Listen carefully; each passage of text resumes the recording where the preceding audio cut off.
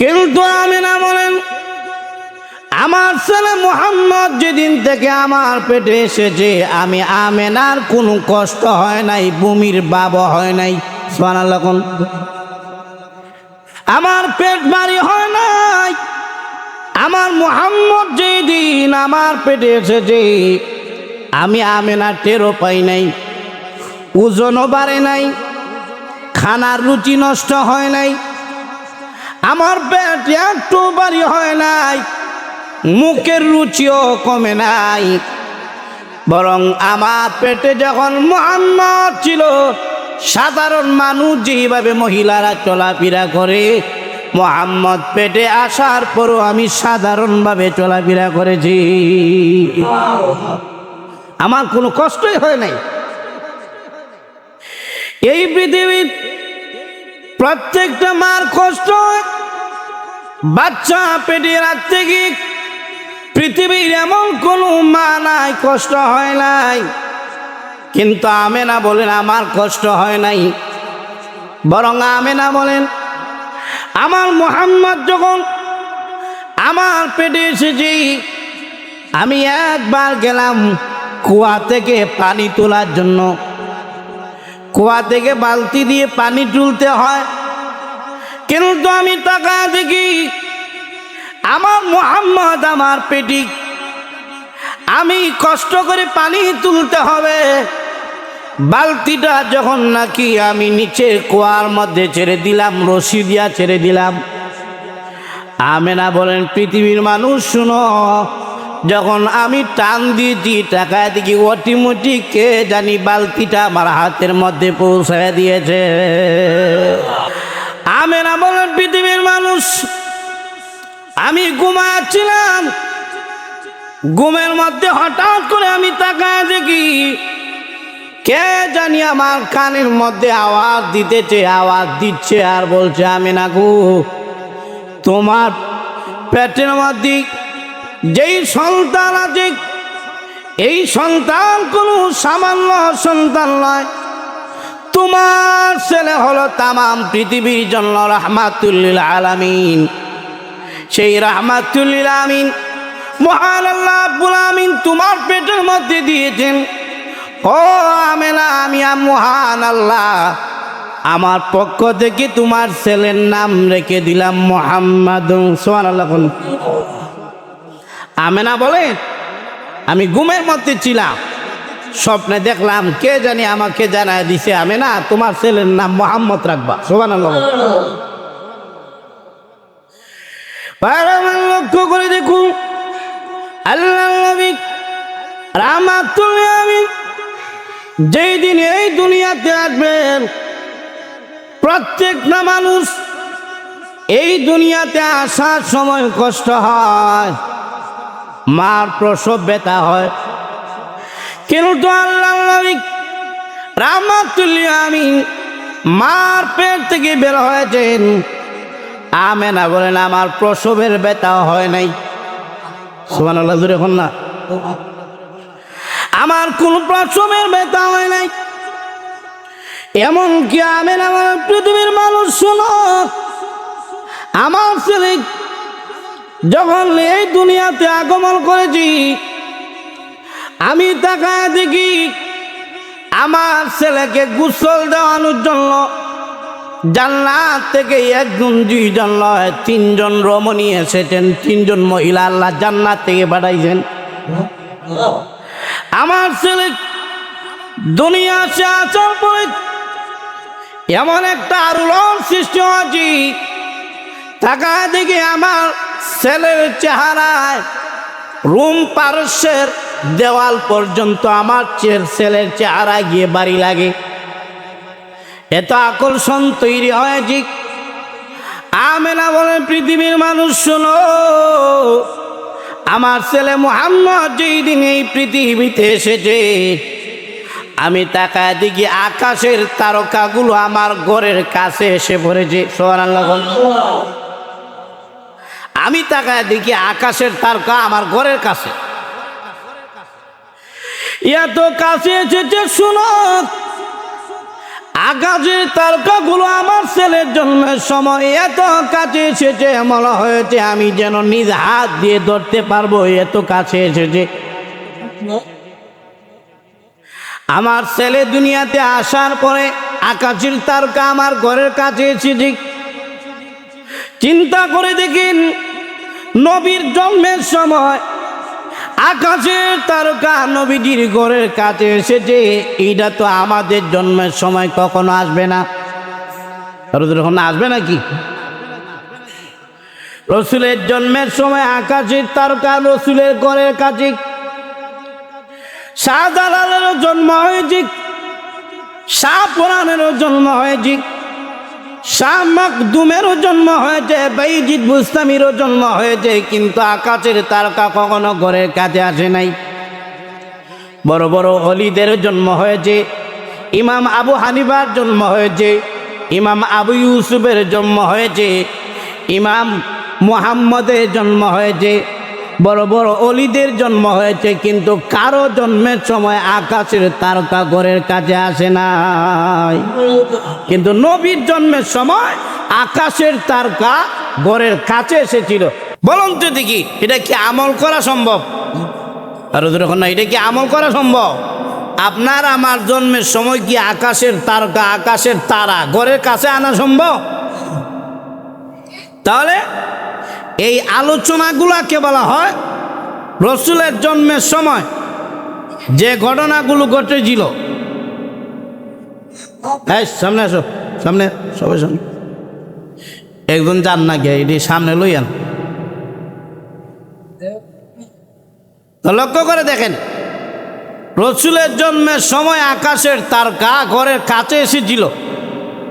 এই যে রসুলের জন্মের সময় যে আলোচনাগুলা, জন্মের সময় যে ঘটনা করছে, এগুলাকে বলা হয় মিলাদুন নবী। এটা কি আমল করা সম্ভব? আপনি কি ইচ্ছা করলে রশি লাগায় টাইনা একটা আকাশের তারকা আপনার জন্মের সময়, ছেলের জন্মের সময় আনতে পারবেন না?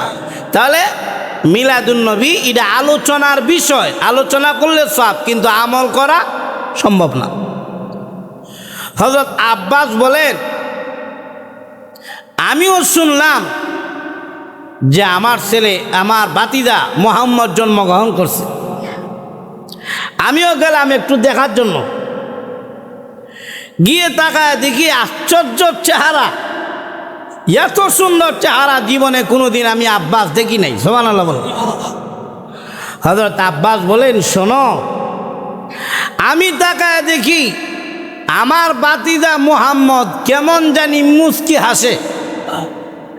আর এমন সময় জন্মগ্রহণ করছেন রসুল সাল্লাল্লাহু আলাইহি সাল্লাম, সুবহে সাদেকের সময়, অর্থাৎ আকাশে চাঁদ দেখা যায়, আকাশের চাঁদও আছে, আবার দিনের আলো আছে, আবার ঘরের ভিতরে অন্ধকার। সুবহানাল্লাহ। আমেনা বলেন, ও পৃথিবীর মানুষ, সুবহে সাদেকের সময় আমার ছেলে মুহাম্মদ জন্মগ্রহণ করেছে। অর্থাৎ দিনেও না, রাত্রেও না, ঘরের ভিতরে অন্ধকার, আবার বাহিরে আলো। সুবহে সাদেকের সময়। কেন আল্লাহ সুবহে সাদেকের সময় নবীজির জন্ম আনলেন? এর কারণ হলো, দিনেও আল্লাহর কাছে দরখাস্ত করেছে, দিন আল্লাহর কাছে ফরিয়াদ করেছে, আল্লাহ আমি দিনের মধ্যে নবীজিকে পাঠায় দেন, আমি ধন্য হয়ে যাব। রাত্রেও আল্লাহর কাছে দোয়া করেছে, রাত্র আল্লাহর কাছে বলেছে, ও আল্লাহ আমাকে তুমি রাত বানিয়েছো, অন্ধকার বানিয়েছো, এমনি আমারে দেখতে পারে না মানুষই, অন্ধকারে ভালো করে হাঁটতেও পারি না। ও প্রভু, এখন যদি নবীজিকে আমি রাত্রের মধ্যে না পাঠাও, তাহলে তো আমি কলঙ্কিত হয়ে যাব। আল্লাহ আমি রাত্রের মধ্যে নবীজিকে পাঠায় দাও, যাতে আমি ধন্য হতে পারি। আল্লাহ রাব্বুল আলামিন মায়ার নবীকে এমন একটা সময়ে পাঠাইলেন, দিনও বলা যায় না, রাত্রেও বলা যায় না। দিনের দরখাস্ত মঞ্জুর করেছেন, রাত্রের দরখাস্ত আল্লাহ কবুল করেছেন। সুবহে সাদেকের সময় পাঠাইছেন। আমেনা বলে পৃথিবীর মানুষ শুনো, আমার ছেলে মুহাম্মদ যেই দিন জন্মগ্রহণ করেছে আমার ঘরটা ছিল অন্ধকার, ঘরের মধ্যে কোনো আলো ছিল না, কোনো বাতি ছিল না। কিন্তু আমার ছেলে মুহাম্মদ যখন জন্মগ্রহণ করেছে আমি তাকায় দেখি আমার ছেলের চেহারা আলোতে সমস্ত ঘর আলোকিত হয়ে গেছে। শুধু তা না, অন্ধকার কিছুক্ষণ পরে আমি তাকায় দেখি অন্ধকার আলোকিত হওয়ার পরে আবার অন্ধকার হয়ে গেছে। আমি জিজ্ঞাসা করলাম আমার দাসী উম্মে আইমানকে জিজ্ঞাসা করলাম, হে উম্মে আইমান, আমার ছেলেটা কি তোমার কুলের মধ্যে নাও? উম্মে আইমান বলেন, ও আমিনা, তোমার ছেলে তো আমার কুলেই ছিল। আমিনা বলেন, তাহলে ভালো করে ধরে রাখো, আমার ছেলেকে তুমি সুন্দর করে ভালো করে আঁকড়ায়া ধরে রাখো, কষ্ট করে একটা ছেলে পেয়েছি, আমার ছেলেটাকে যত্ন সহকারে ধরে রাখো। হযরত উম্মে আইমান বলে, আমিনা, তোমার সন্তানকে আমি কোলে নিয়েছিলাম, ঘর আলোকিত হয়ে গেছি, হঠাৎ করে তাকায় দেখি তোমার সন্তান আমার কুলে নাই, কুল থেকে কেন জানি হারিয়ে গেছি, তোমার সন্তানকে আর খুঁজে পাই না। আমেনা কান্না শুরু করে দিলেন, আল্লাহ বড় ভাগ্য গুণে একটা সন্তান পেয়েছিলাম, যেই সন্তানের চেহারা সমস্ত ঘর আলোকিত হয়ে গেছে। আল্লাহ মনে হয় এই সন্তানকে আর পাবো না, মনে হয় জিন্নাতে বুথে নিয়ে গেছে। আল্লাহ আমার সন্তান তো খুঁজে পাই না, কোথায় গেল? এমনি আমেনা শুনেন গাইবে আওয়াজ আসছে যে, ও আমিনা কান্দো না গো, তোমার সন্তানকে জিন বুথে নিতে পারে না, তোমার সন্তানকে ভূত পেরোতে নিতে পারে না, কারণ তোমার সন্তানের জিম্মাদার হলাম আমি আল্লাহ, তোমার সন্তানকে দুনিয়ার কেউ নিতে পারে না। তাহলে তোমার সন্তানকে কোথায় নেওয়া হয়েছে জানোনি? তোমার সন্তান আসমানের জন্য রহমত, তোমার সন্তান জমিনের জন্য রহমত, তোমার সন্তান জিন্নাতের জন্য রহমত, তোমার সন্তান মানুষের জন্য রহমত, জীব জানোয়ারের জন্য রহমত, তোমার সন্তান কোন কায়নাতে যা কিছু আছে সব কিছুর জন্য রহমত। আমেনা গো, তোমার সন্তানকে আমি আল্লাহ নিয়েছি, তামাম পৃথিবীর ভ্রমণ করানোর জন্য আমি আল্লাহ নিয়েছি। মাসিক থেকে মাগরিব, পশ্চিম থেকে দক্ষিণ, দক্ষিণ থেকে উত্তর, পশ্চিম থেকে একেবারে পূর্ব পর্যন্ত তামাম পৃথিবীর জন্য যেহেতু আমার নবীকে আমি মহান আল্লাহর রহমত হিসাবে পাঠাইছি, এই জন্য আমি আল্লাহ আমার বন্ধুকে নিয়েছি তামাম পৃথিবী ভ্রমণ করানোর জন্য। কিছুক্ষণ পরে আবার তোমার কোলের মধ্যে দেওয়া হবে। আমেনা বলেন, কিছুক্ষণ পরে আমার ছেলে মুহাম্মদ আমার কুলে চলে আসলো। আল্লাহ নবীজিকে তামাম পৃথিবী ভ্রমণ করিয়েছেন। রসুলের জন্মের সময় আল্লাহ রাব্বুল আলামিন সবাইকে দেখাইছেন নবীজিকে। শুধু লক্ষ্য করে দেখুন, হযরত আব্বাস বলেন, আমিও আসলাম আমার ভাতিজা দেখার জন্য। হঠাৎ করে আমি তাকায় দেখি আমার ভাতিজা মুচকি হাসে। এত শুরু সময় মুচকি হাসে কেন? পৃথিবীতে প্রত্যেকটা বাচ্চা এই পৃথিবীতে আসার সময় কানলে, আমি আর আপনি যারাই আমরা এই দুনিয়াতে এসেছি প্রত্যেকেই কিন্তু কানতে কানতে দুনিয়াতে আইছি। ওটা তো দেখুন না, আমরা যখন দুনিয়াতে আই সবাইকে হাসি হাসি আই না কান্দে কান্দে আই? হযরত আব্বাস বলেন, আমি গেলাম দেখার জন্য আমার ভাতিজা দেখার জন্য, গিয়ে তাকায় দেখি মুচকি আসে। আমি তাকায় দেখি আমার ভাতিজা আকাশের চন্দ্রের দিকে তাকায় আছে, আকাশের চাঁদের দিকে তাকায় তাকায় মুচকি হাসে। কেমন জানি মনে হয় আকাশের চাঁদটাও যেন হাসতেছে। আমার ভাতিজা যখন ডাইনে মাথা ঘুরায় তাকায় দেখি আকাশের চাঁদও ডাইনে যায়, বামে মাথা ঘুরাইলে আকাশের চাঁদও বামে যায়। আরে বাপরে বাপ, কত সন্তান জন্ম নেয় এমন তো দেখি নেই। আকাশের চাঁদ ডাইনে গেলে ডাইনে, রসুলের মাথা গেলে আকাশের চাঁদ যায় ডাইনের দিকে। মাথা যদি রসুলের মাথা মুবারক যদি বামে যায়, আকাশের চাঁদও বাম দিকে যায়। রসুলও হাসে, আকাশের চাঁদও হাসে। আর দূরে এখন না সুবহানাল্লাহ। এই দৃশ্য এখন গিয়া কারে কই, হঠাৎ যদি কেউ রে কই আলোড়ন সৃষ্টি হয়ে যাবে। ডাইরেক্ট রসুল সাল্লাল্লাহু আলাইহি সাল্লামের কাছে মুসলমান হইয়া রসুলরে জিজ্ঞাসা করছে, সুবহানাল্লাহ কইতেন না? রসুলকে জিজ্ঞাসা করেন, হে মুহাম্মদ সাল্লাল্লাহু আলাইহি ওয়াসাল্লাম, আপনি যখন এই পৃথিবীতে এসেছিলেন কাঁদেন নাই, কেন এসেছিলেন? হাসার কারণ কি? প্রত্যেকটা বাচ্চা তো কান্দে, আপনি হাসলেন কেন?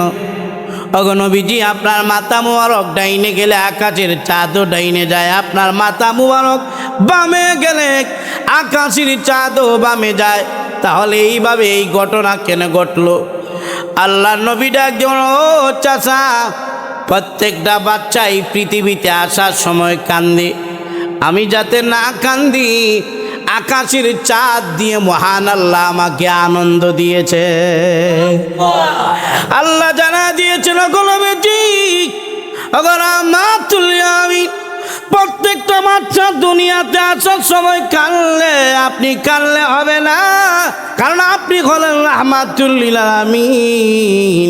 চাচা গো, আমি যাতে না কান্দি মহান আল্লাহ রাব্বুল আলামিন আকাশের চাঁদ দিয়ে আমাকে আনন্দ দিয়েছে। আব্দুল মুত্তালিব বলেন, আমিও গেলাম আমার নাতিকে দেখার জন্য, কিন্তু যখন নাকি কাবা ঘরের কাছে গেলাম, জাহিলিয়াতের যুগ, মূর্খতার যুগ, মূর্তি পূজার যুগ, এমন যুগে রসুল জন্মগ্রহণ করেছেন। আব্দুল মুত্তালিব বলেন, আমিও গেলাম দেখার জন্য। হঠাৎ করে তাকায় দেখি কাবা ঘর যেন কথা বলতেছে। সুবহানাল্লাহ বলেন। আমি একটু জানালা খুললাম, জানালা খুলে তাকায় দেখি কাবা ঘরের মধ্যে 360টা মূর্তি ছিল।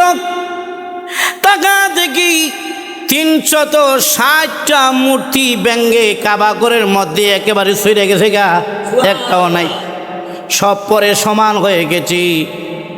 আমি তাকায় দেখি কাবা ঘর কথা বলতেছে আর বলতেছে, ওই এলাকাবাসীরা রে, তোমাদের জীবন ধন্য, কারণ আজকের দিনের মধ্যে তামাম পৃথিবীর শ্রেষ্ঠ নবী মুহাম্মদ সাল্লাল্লাহু আলাইহি ওয়াসাল্লামের আগমন হয়েছে।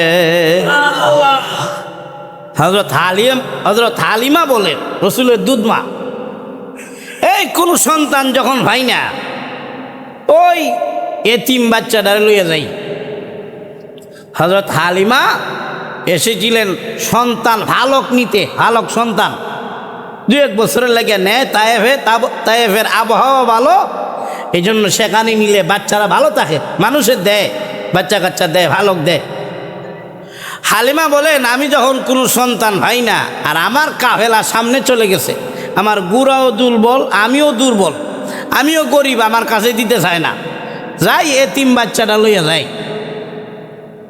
গিয়া কাবা ঘরের কাছে গিয়া ইমাম সাহেব রে জিগায়, ও ইমাম সাহেব, আমেনার বাড়ি কোনটা? বলে ওই যে এইটা। তাহলে একটু যাই। আমেনা দরজা খুললেন আর বললেন, কেন এসেছেন? বলে বাচ্চাটা দিয়ে দেন। আপনি কি লালন পালন করতে পারবেন? বলে হ্যাঁ পারবো, অসুবিধা নেই। হালিমাতুস সাদিয়া বলেন, আমি যেই মাত্র কুলের মধ্যে নিলাম,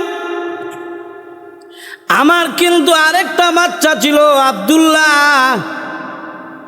এখন আমি মুহাম্মদকে কুলে নিলাম, আমার স্তনের মধ্যে কোনো দুধ ছিল না, কিন্তু মুহাম্মদকে কুলে নিতে তাকায় দেখি আমার স্তনের মধ্যে দুধে পরিপূর্ণ হয়ে গেছে। আমি গিয়ে উটের মধ্যে উঠলাম, উটটা চেয়েও দুর্বল, তাই আমরা পিছনে পড়ে গিয়েছিলাম। কিন্তু যখন নাকি আমরা উটের মধ্যে উঠলাম, তাকায় দেখি উটটা সবল হয়ে গেছে, এটার শক্তি বেড়ে গেছে। উটের স্তনের মধ্যে কোনো দুধ ছিল না, তাকায় দেখি উটের স্তনও দুধে ভরপুর হয়ে গেছে। তাহলে চিন্তা করে দেখেন, রাহমাতুল লিল আলামিন এই পৃথিবীতে আসায় কত বরকত, কত রহমত। এইগুলো আলোচনা করা, রসুলের জন্মের আলোচনা করা, এটার নাম হলো মিলাদুন নবী। বলেন, রসুলের জন্মের আলোচনার নাম কি? মিলাদুন নবী। এখন এটা কি পালন করতে পারবেন? আরো যখন না, এটা কি পালন করতে পারবেন? রসুলের জন্মের সময় যে ঘটনা ঘটছে, এটা কি আপনার জন্মের সময়ব? শাহজালালের জন্মের সময়ব? ঈসা নবীর জন্মের সময়ব? না। তাহলে মিলাদুন নবী আলোচনা করা সওয়াব, এটা আলোচনা করা যায়, কিন্তু আমল করা, আরো যখন না, আমল করা না। কিন্তু আল্লাহ বলেন লাকাদ জাআকুম রাসূলুম মিন, আল্লাহ তাআলা বলেন যে লাকাদ জাআকুম, আল্লাহ তাআলা আমার তেলাওয়াতকৃত আয়াতের মধ্যে বলেন লাকাদ কানা লাকুম ফি রাসূলিল্লাহি উসওয়াতুন হাসানা। হে নিশ্চয় আমি আল্লাহ মানুষের জন্য, মুমিনের জন্য রসুলের সিরতে, সিরাতুন নবীতে মানুষের জন্য আমি আল্লাহ রেখে দিয়েছি উত্তম নমুনা। সিরাতুন নবী কি? আমরা দেশে কিন্তু একটা মারামারি আছে, মিলাদুন নবী, সিরাতুন নবী, ধরুন ঠিক কিনা? মিলাদ রসুলের, সিরাত রসুলের, তো দুইটাই তো রসুলের, কের মারামারি, ধরুন ঠিক কিনা? হাত যেমন আমার, ভাবও তো আমারও। মিলাদ রসুলের, সিরাত কার? আর যখন না, মিলাদ রসুলের, সিরাত দুইটাই মানতে হবে। তবে মিলাদুন নবী আলোচনা করা যায়, কিন্তু সিরাতুন নবী পালন করতে হয়। সিরাতুন নবী কি? মিলাদুন নবী হলো রসুলের জন্মের আলোচনা, আর সিরাতুন নবী হলো রসুলের জীবন আদর্শ। তাহলে দুইটা তো একই। আপনি যদি কারো জীবনী লিখতে যান, কারো জীবনী লিখতে গেলে প্রথমেই লিখবেন তার জন্মের আলোচনা, এরপরে লিখবেন তার জীবনের কার্যক্রম, তার আদর্শ। তাহলে সিরাতুন নবী, মিলাদুন নবী দুইটাই রসুলের জীবনের একটা অংশ। তবে সিরাতুন নবী পালন করতে হবে। সিরাত কি? সিরাতুন নবী কি? এটা লইয়া যায় আমরা এত মারামারি। সিরাতুন নবী কি? নামাজ পড়া হইল সিরাতুন নবী। নামাজ পড়া কি নবী? আর ওদের এখন না, রোজা রাখা হইল গিয়া সিরাতুন নবী। রোজা রাখা কি? সিরাতুন নবী। মানুষকে ভালো মন্দের দাওয়াত দিটা, এটা হলো সিরাতুন নবী। সৎ কাজের আদেশ দেওয়া, এটা হলো সিরাতুন নবী। সৎ কাজ থেকে, অসৎ কাজ থেকে বিরত রাখা, সৎ কাজের দাওয়াত দেওয়া, এটা হলো সিরাতুন নবী। বলেন তো দেখি, এটা কি দরকার নাই? আর ওদের এখন দরকার করেন নাই। কিন্তু মিলাদুন নবী আমল করা যায় না, সিরাতুন নবী আমল করা যায়। মিলাদুন নবী আলোচনা করতে হবে। এই পৃথিবীর কোনো রসুলের কোনো উম্মতই মিলাদুন নবী অস্বীকার করে না, রসুলের জন্ম অস্বীকার করে না। কিন্তু মূলে হলো সিরাতুন নবী, মানে আপনি রসুলের আদর্শ মানতেই হবে। আপনি রসুলের জন্মের আলোচনা যদি নাও করেন, নামাজ পড়তেই হবে। আপনি যদি মনে করেন জীবনে যদি কোনো ভালো কাজ নাও করেন, কিন্তু নামাজ পড়তেই হবে, রোজা রাখতেই হবে। এগুলো হলো সিরাতুন নবী, এগুলো মানতে হয়। মিলাদুন নবী, মিলাদ যার, সিরাত তার। জোরে বলেন, মিলাদ যার, আর না, মিলাদ যার, সিরাত তার। এই জন্য দুইটাই আমরা আমল করতে হবে। এই জন্য আপনাদের কাছে আবদার যে আমরা ফিতনা ফাসাদের জামানায় এত কিছু জানার দরকার নাই, এত মুসলা মাসাইল এত কিছু জানার দরকার নাই। নামাজ রোজার জন্য যা দরকার পাবলিকের তাই দরকার। ধরুন ঠিক না? আমি নামাজ পড়ি না, নামাজ না পড়লে তুমি মিলাদুন নবীর অংশ না, নামাজ না পড়লে তুমি সিরাতুন নবীর অংশ না। আসল হলো নামাজ রোজা। ধরুন ঠিক না? আল্লাহ তাআলা আমাদের প্রত্যেককে ইসলামের পরিপূর্ণ বিধান মানার তৌফিক দান করুন। সবাই বলে আমিন। ওয়া আখির দাওয়াহুম আলহামদুলিল্লাহি রাব্বিল আলামিন। যারা